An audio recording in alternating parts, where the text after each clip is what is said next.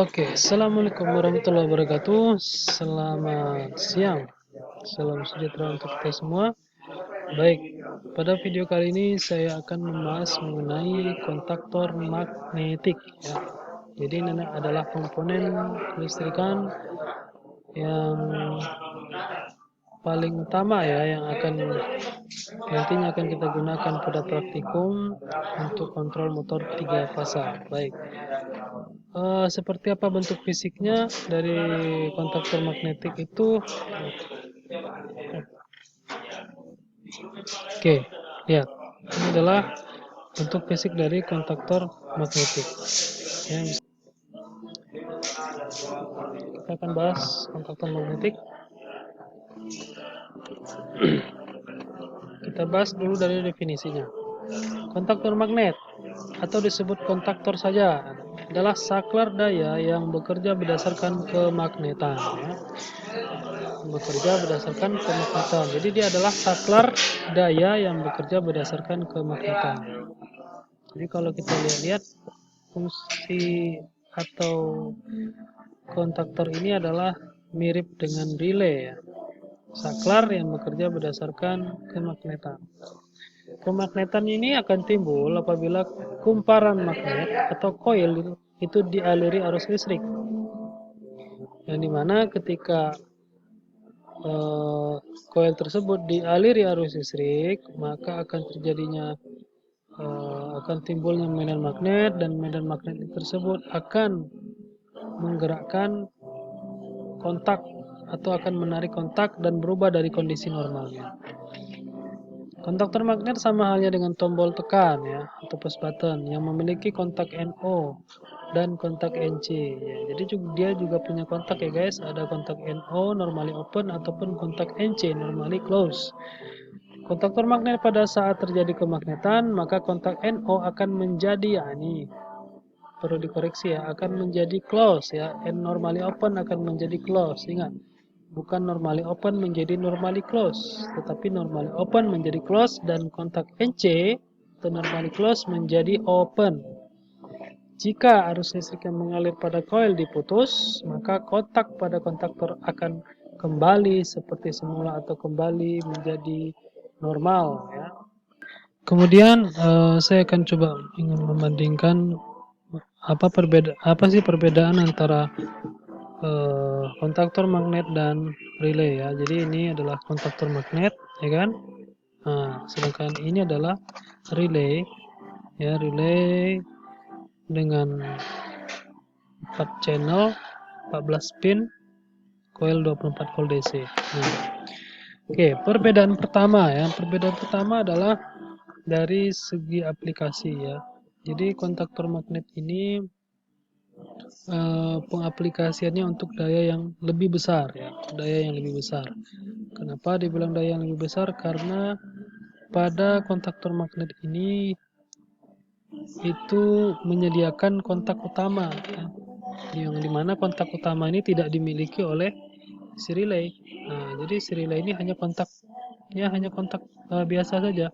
Tapi kalau kontaktor magnet dia memiliki kontak utama ya, dimana di sini kita lihat penomorannya adalah untuk inputnya 135 ya kan, 135, sedangkan outputnya adalah 2, 4 dan 6. Nah, jadi pada kontaktor magnet memiliki kontak utama yang berfungsi sebagai pemutus dan penghubung untuk sumber 3 fasa. Ingat, sebagai sumber pemutus dan penghubung untuk sumber 3 fasa. Sedangkan pada relay nggak ada. Nah, kalau relay ini untuk daya yang kecil pastinya hanya untuk satu fasa ya, kalau misalkan dia digunakan untuk mengaliri arus AC ya kan. Sedangkan kalau ini dia memang khusus digunakan untuk mengaliri sumber 3 fasa. Nah, itu ya, dari segi aplikasi juga sudah berbeda ya. Kemudian dari segi harga ya, kalau harga juga udah jauh ya. Ini masih ada apa harganya? 15.000 ya kan. Kalau ini kontaktor magnet ini kalau kita beli ini pasti harganya di atas 200 ya guys. Nah, jadi untuk segi harga jauh lebih besar, jauh lebih mahal ya. Nah, kemudian itu perbedaannya, apalagi perbedaannya? Nah, paling cuma itu ya, dari pengaplikasian atau penggunaannya, kemudian dari kontaknya ya. Kalau relay hanya ada kontak biasa saja, ya kan? Tidak ada, atau pada relay tidak ada kontak utama yang mengaliri sumber 3 fasa, tapi kalau pada kontaktor itu ada. Nah, kemudian perbedaannya lagi tadi dari segi harga juga beda jauh. Oke. Kemudian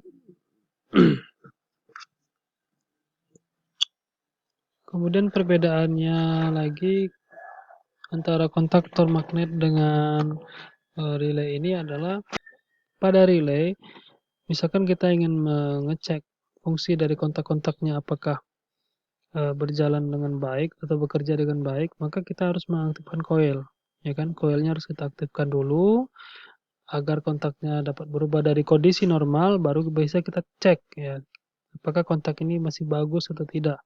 Nah, sedangkan pada kontaktor magnet, untuk mengecek kontak itu kita tidak harus mengaktifkan koilnya, tapi di sini ada manual switch-nya, ya kan, ada manual switch-nya di mana bisa kita tekan. Nah, ketika kita tekan maka yang terjadi adalah kontak ini akan berubah dari kondisi normal. Nah, itu dia keunggulannya.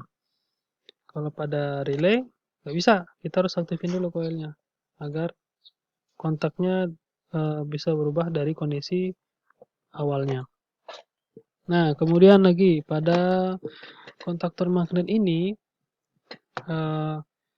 kalau misalkan kita beli kontaktor magnet itu biasanya ya standar begini ya, itu terbatas untuk kontak bantunya. Kalau kita beli kontaktor magnetnya saja. Jadi kalau pada kontaktor magnet ini hanya memiliki satu kontak utama, 3 pol ya, 3 pol, dan 2 kontak bantu. Oke, satu kontak utama, 3 pol, dan 2 kontak bantu, di mana kontak bantunya di sini adalah satu kontak NO dan satu kontak NC. Nah, ini sangat terbatas ya. Kemudian kalau kita lihat di sini, kapasitas ampere dari kontaktor ini beragam ya guys. Jadi mulai dari 6 ampere sampai ada yang 200 ampere, tergantung kebutuhan ya, sesuai dengan kebutuhan. Oke, yang jelas kalau semakin besar ampernya ya semakin mahal ya pastinya. Kemudian untuk tegangan koil ya, tegangan koil ini juga beragam ya. Ada mulai dari 24 volt AC, 110 volt AC, 220 volt AC, 380 volt AC, dan 24 volt DC. Nah, 24 volt DC. Jadi yang akan kita gunakan pada praktik nanti adalah 24 volt DC.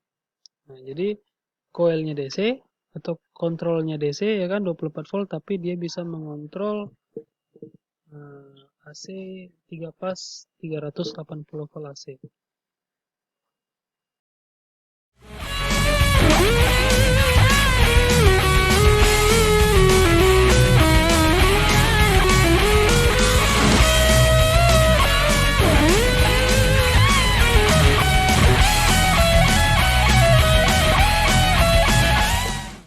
Oke, baik. Seperti yang telah dijelaskan tadi, pada kontaktor itu terdiri dari 2 jenis kontak ya.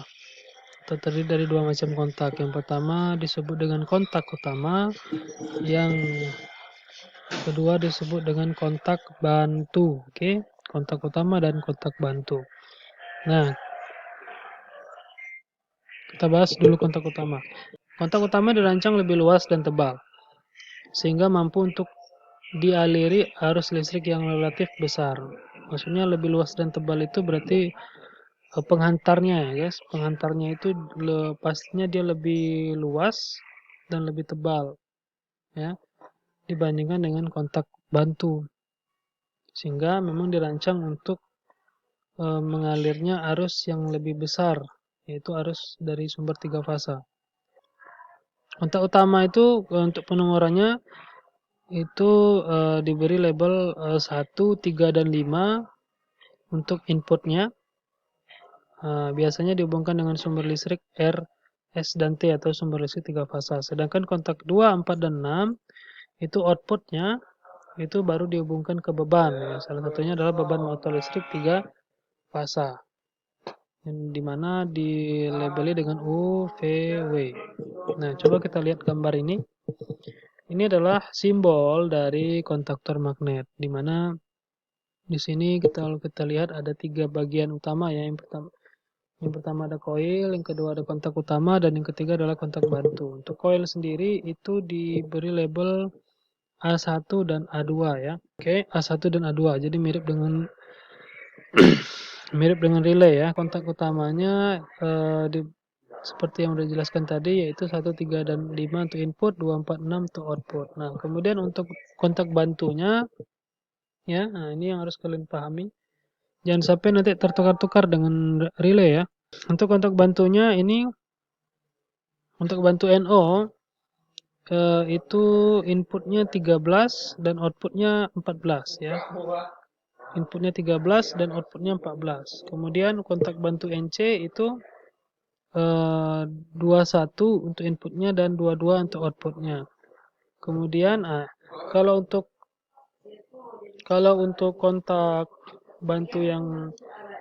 kontak bantu pada kontaktor yang standar, ya itu hanya dua. Seperti yang sudah dijelaskan tadi, hanya ada 2 kontak bantu, satu NO dan satu NC, dan itu penomorannya 13, 14 untuk NO-nya, 21 dan 22 untuk yang NC-nya.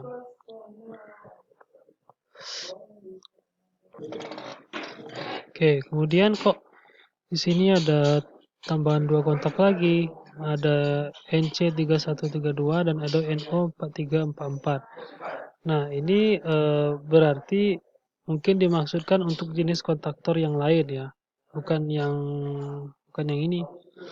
Yang mungkin yang satu lagi, yang dimana pada kontaktor tersebut menyediakan 4 channel, yaitu 2 kontak NO dan 2 kontak NC. Nah,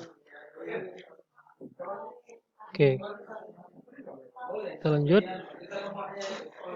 Untuk kontak bantu, konstruksinya dirancang lebih tipis ya, sehingga hanya digunakan untuk bagian kontrol saja dengan arus listrik yang relatif kecil. Jadi konstruksinya dirancang lebih tipis itu maksudnya penghantarnya lebih tipis dibandingkan dengan kontak utama. Ya, lebih tipis dibandingkan dengan kontak utama. Jadi arus yang melewati kontaktor itu pun pastinya memang didesain lebih kecil daripada yang arus yang melewati kontak utama. Cara mengingat notasi pada kontak bantu.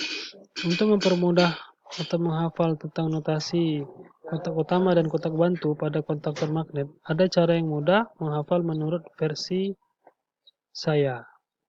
Kalau kontak utama sudah jelas dinotasikan dengan angka, yaitu 12 untuk input, 2 untuk input dan output line 1 ya. Berarti masuknya 1, keluarnya 2. Itu untuk fasa 1.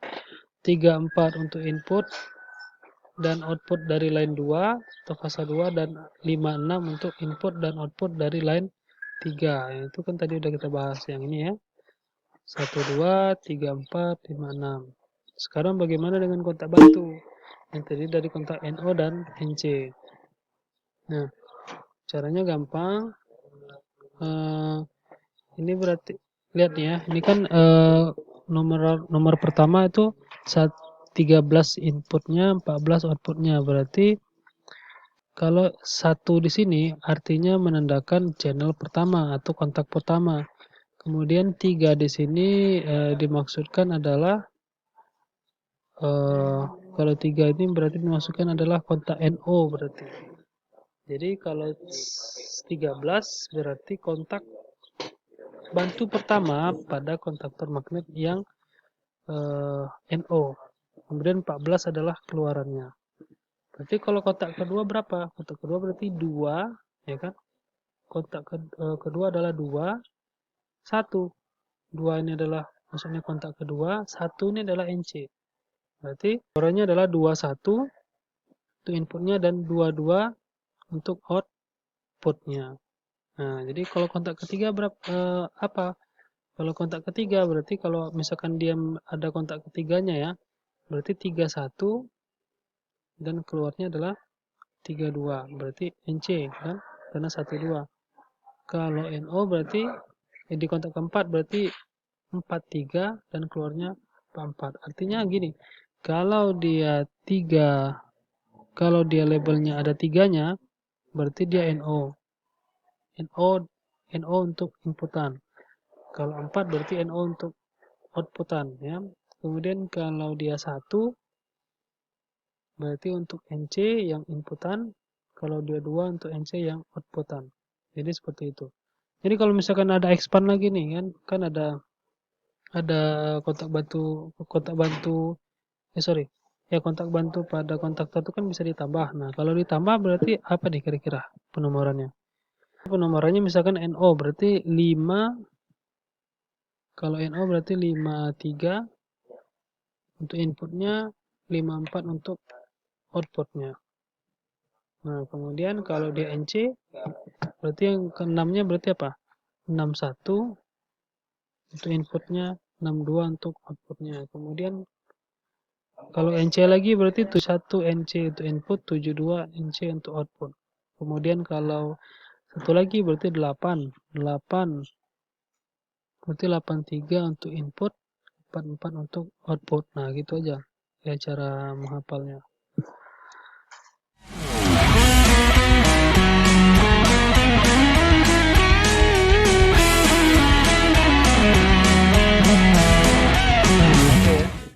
Jadi ini adalah bagian atau konstruksi dari kontaktor magnet. Bisa kalian lihat di sini, ini bentuk fisiknya, ini adalah konstruksi atau bagian-bagian dari bagian dalam dari kontaktor magnet. Kita bisa lihat di sini, ini ada kontak utama, ya kan? 1, 3, 5, 2, 4, 6 ada kontak bantunya. Ada NO-nya 13, 14, NC-nya 21, 22. Nah, kemudian ini kan bagian yang terlihat ya. Nah, ternyata di dalam sini itu terdapat terdapat pair ya, terdapat pair atau spring. Kemudian juga di dalam sini ada coil, ya kan, ada coil. Nah, kita lihat bagaimana cara kerjanya. Oke, ketika coil ini diberi arus listrik, ya kan, ketika coil ini diberikan arus listrik, maka yang namanya coil ketika dia diberikan arus listrik, maka dia akan apa? Menghasilkan medan magnet. Oke, akan menghasilkan medan magnet. Nah, jadi otomatis kalau dia menghasilkan medan magnet, maka kalau dia menghasilkan medan magnet, dia akan menarik benda yang sifatnya yang konduktor gitu ya. Oke, kemudian ketika dia ditarik, nah ini kan ada pairnya kan? Ya, maka pairnya akan tertarik. Nah, ketika pairnya tertarik, maka besi ini akan turun. Nah, kalau besi ini turun, akibatnya ini kontak ini nanti akan berubah dari kondisi normal. Oke, kita lihat dulu ya. Ini kontak utamanya masih open ya, normally open. Kontak bantu NO-nya masih normally open, kontak bantu NC-nya masih normally close. Oke, kita lihat. Ketika diberikan arus listrik, nah lihat, maka dia akan menarik nih si besi ini. Ketika besinya tertarik, oke kita ulangi sekali lagi. Nah, ketika besinya tertarik, lihat. Jadi yang ini tetap kan, yang ada abu-abunya ini tetap kondisinya. Nah, ketika dia tertarik, maka lihat yang utama, kotak utama yang NO tadi jadi close, jadi kena kan. Nah, jadi terhubung. Kemudian yang NO pun sama, akan close juga, akan terhubung. Nah, sedangkan yang NC akan jadi open atau terputus dia. Oke ya, jadi ini adalah konstruksi dari kontaktor magnetik. Pair ini fungsinya untuk apa? Pair ini fungsinya ketika coil ini sudah tidak ada sudah tidak ada lagi magnetnya, maka dia akan, nah yang namanya pair kan gimana? Tahu sendiri kan, dia akan membalikkan posisi besi ini seperti semula lagi, akan ngeper lagi dia ke atas. Jadi seperti itu ya.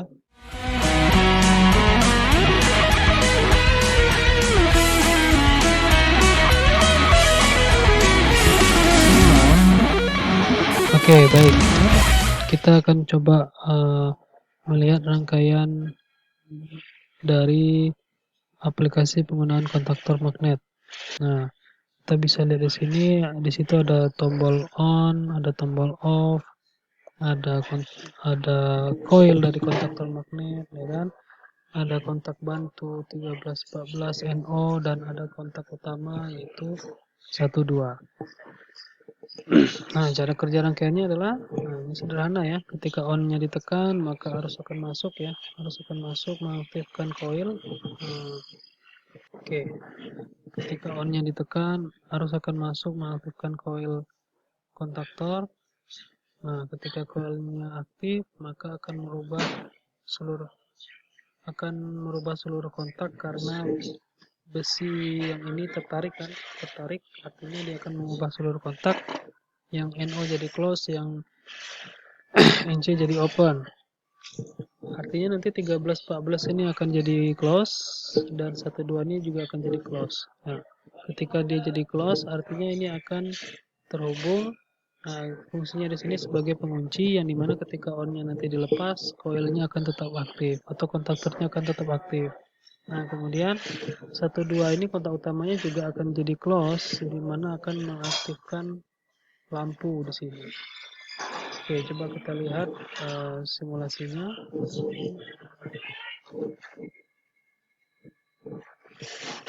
Kita lihat simulasinya. Lihat, ketika dia ditekan, coil aktif. Nah, ini terhubung, harus juga masuk melalui 1314 dan lampu juga aktif, ya kan? Nah, lampu juga aktif karena kontak utamanya juga jadi close. Dan walaupun on dilepas, arus masih bisa masuk ke sini ya, karena ini disebut dengan jalur pengunci. Bisa kalian lihat di sini kan. Nah, ini kontak utama juga lagi close, kontak bantu juga lagi close. Nah, ketika ditekan tombol off, lihat, ketika ditekan tombol off harus terputus. Nah, ketika terputus maka coilnya pun akan langsung mati. Ketika coil mati, magnetnya kan udah nggak ada lagi, jadinya akan ngeper lagi ke atas besinya dan membuat kontak yang ada pada kontaktor magnet ini kembali ke posisi normalnya ya. Kalau udah kembali ke posisi normal artinya lampu juga akan mati karena kontak utamanya akan kembali menjadi open. Oke, baik, jadi seperti itu ya penjelasannya. Semoga apa yang saya paparkan dapat kalian pahami. Jika masih ada yang belum paham, silakan diputar kembali videonya. Saya akhiri untuk kontaktor magnet. Segitu saja, saya tutup. Assalamualaikum warahmatullahi wabarakatuh.